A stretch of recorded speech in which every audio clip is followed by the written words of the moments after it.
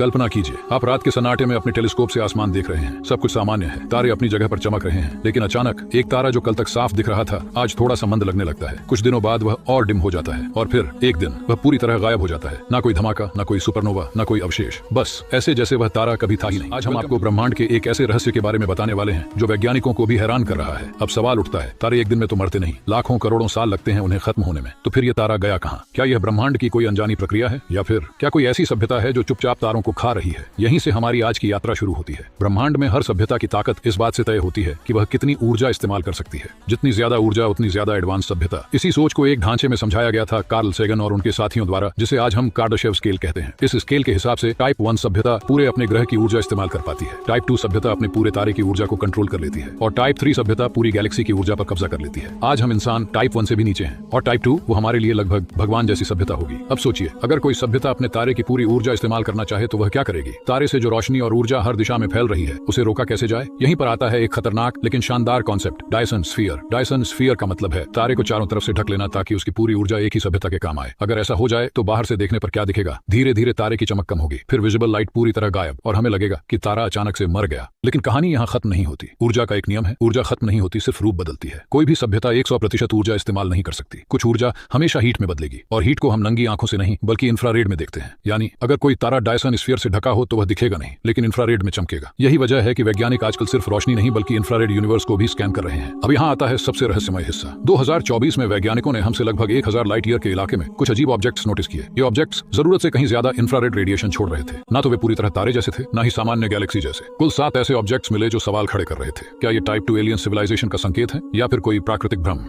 यहीं पर एक और डरावनी थ्योरी सामने आती है, डार्क फॉरेस्ट थ्योरी। इस थ्योरी के हिसाब से ब्रह्मांड एक घना जंगल है। हर सभ्यता शिकारी भी है और शिकार भी, इसलिए समझदार सभ्यताएं खुद को छुपा कर रखती हैं, ना सिग्नल भेजती हैं, ना शोर मचाती हैं, और अगर उन्हें ऊर्जा चाहिए तो वे चुपचाप तारों पर कब्जा कर लेती हैं बिना किसी को बताए। तो क्या हम वाकई किसी एलियन सभ्यता के निशान देख रहे हैं? सच ये है, वैज्ञानिक अभी पक्के तौर पर कुछ भी नहीं कह सकते, क्योंकि हो सकता है ये सिर्फ दूर की गैलेक्सियां हों जो हॉट गैस से घिरी हों। दूरी और धूल उन्हें इंफ्रारेड में अजीब बना देती है और यही भ्रम हमें एलियन सभ्यता जैसा लग रहा हो। लेकिन एक बात साफ है, अगर कभी किसी तारे का गायब होना पूरी तरह समझ से बाहर हुआ, अगर पैटर्न में कई तारे गायब होने लगे और साथ में इंफ्रारेड सिग्नेचर मिले, तो वह दिन मानव इतिहास का सबसे बड़ा मोड़ होगा, क्योंकि तब हम एलियन को देख नहीं बल्कि उनका काम देख रहे होंगे। शायद एलियन हमसे बहुत पास है या शायद बहुत दूर, लेकिन ब्रह्मांड खामोश जरूर है, खाली नहीं, और हर गायब तारा एक सवाल छोड़ जाता है, क्या हम अकेले हैं? अगर आपको ऐसे ही रहस्यमयी और दिमाग खोल देने वाले स्पेस सीक्रेट्स जानना पसंद है तो जुड़े रहिए। अगली यात्रा और भी डरावनी होगी। तब तक के लिए आसमान की तरफ देखते रहिए, क्योंकि हो सकता है कोई तारा आपको भी कम होता दिखे। सीखो आगे बढ़ो।